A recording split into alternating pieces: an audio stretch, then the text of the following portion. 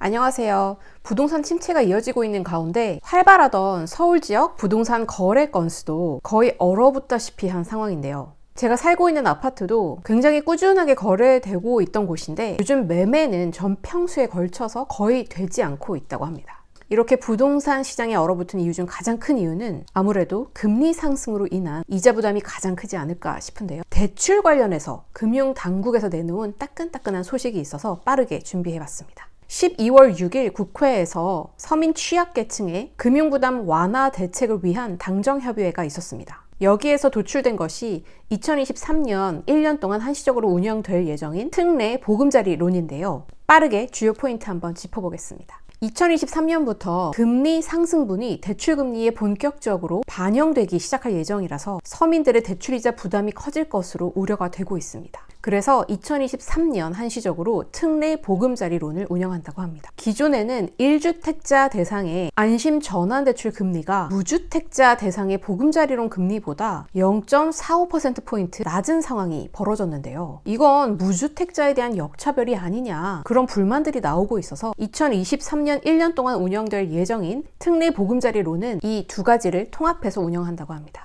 그럼 특례 보금자리론을 받을 수 있는 자격은 어떻게 되는지 궁금하실 텐데요. 기존에는 보금자리론을 받으려면 소득 기준이 있었지만 특례 보금자리론에서는 소득 기준은 없어집니다. 다만 주택 가격만 9억 원 이하이면 모두가 받을 수 있습니다. 한도는 기존 3억 6천만 원에서 5억 원으로 늘어났습니다. 그리고 금리는 아직 명확하게 공시가 되진 않았지만 4%대로 예상하고 있습니다. 자, 그럼 서민들의 대출이자 부담 완화가 주 목적인 특례 보금자리론은 얼어붙어 있는 부동산 시장을 다시 한번 활발하게 만들기 위한 목적 또한 갖고 있을 텐데요. 우리는 4%대로 낮아진 대출 금리로 대출을 받아서 그럼 집을 사야 할 때일까요?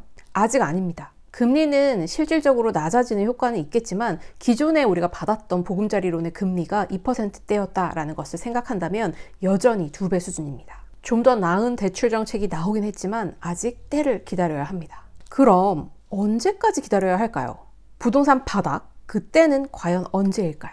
부동산 침체기는 기존 히스토리를 살펴보면 몇 년간 지속된 적도 있었습니다. 섣불리 들어갔다간 이자에 허덕이다가 한숨만 푹푹 쉬면서 몇 년 동안 기다려야 할 수도 있어요. 자, 그럼 부동산 바닥은 언제일지 일단 추가적인 부동산 규제 완화 정책 시점을 살펴봐야 합니다. 무너지지 않는 불패, 강남에 대한 규제가 완화되는 시기, 그리고 양도세 면제 특례 같은 부동산 살리기 정책이 본격적으로 시행되는 때를 지켜보는 게 좋습니다. 자, 그런데 여러분, 요즘 부동산 거래하는 사람도 없고 부동산 가격 더 떨어질 것 같으니까 그냥 잠자코 나는 때를 기다려야지 그러면서 손 놓고 있으면 기회가 와도 잡을 수 없을 거예요. 지금 미리 움직여야 합니다. 교통이 편리하고 입지가 좋은 몇 군데를 후보지로 1, 2, 3순위로 점 찍어두고 미리 임장도 가보고 고점은 얼마였고 현재는 얼마까지 떨어졌고 그리고 여기가 30%, 50%까지 떨어지면 얼마가 될지 미리미리 한번 확인해 두세요. 전세가도 함께 확인해서 전세가는 어떻게 움직이는지도 함께 확인해 두는 게 좋습니다.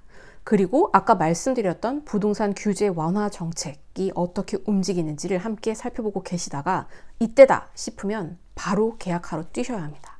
100세 인생인데 누가 뭐래도 우리 가족 편안하게 지낼 수 있는 내 집 한 채는 여전히 필요합니다. 저도 추가적인 정책 변화가 있으면 다시 업데이트 드리겠습니다. 주식, 부동산 모두 때입니다. 근데 그 때를 기다리는 동안 그저 잠자코 계시지 마시고 미리미리 움직이세요. 그래야 기회를 잡을 수 있습니다.